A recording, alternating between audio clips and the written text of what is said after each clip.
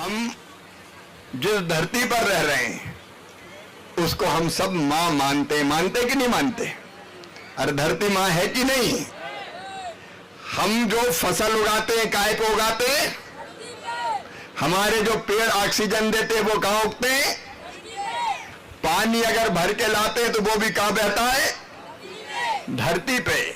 और इसलिए ओम पृथिव्ये देवे च विद्महे सहस्त्रमूर्ते च धीमहि तन्नो पृथ्वी प्रचोदयात्।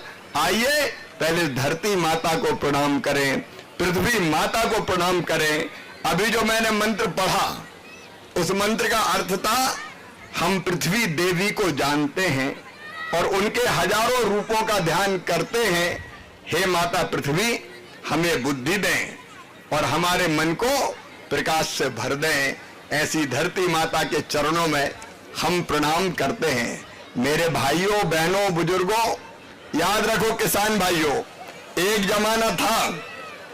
जमाना था जब खेत की बोनी पूरी होती थी तो धरती की पूजन करते थे, मछली की पूजन करते थे। याद है क्या कोई को?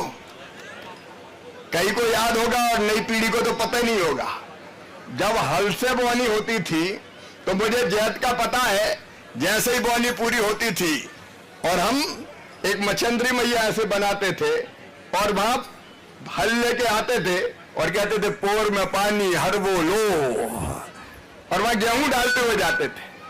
और बाद में जब कटाई पूरी होती थी तो अंत में वो गाड़ी में लगाते ले जाते थे, उसको कहते थे छिटकवार।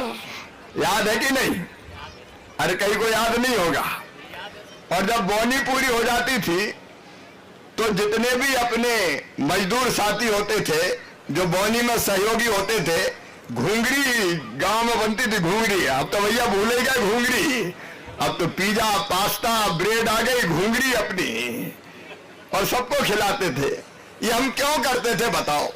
ये इसलिए करते थे कि धरती हमारी माँ है, यही तो फसलें पैदा करती है, यही हमें अन्न देती है, इसी में उगा भोजन हम खाते हैं।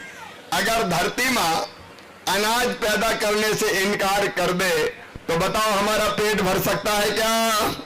जोर से बताओ, भर सकता है क्या? नहीं भर सकता। तो आज जो कार्यक्रम हम कर रहे हैं वो अपनी धरती माता के लिए कर रहे हैं।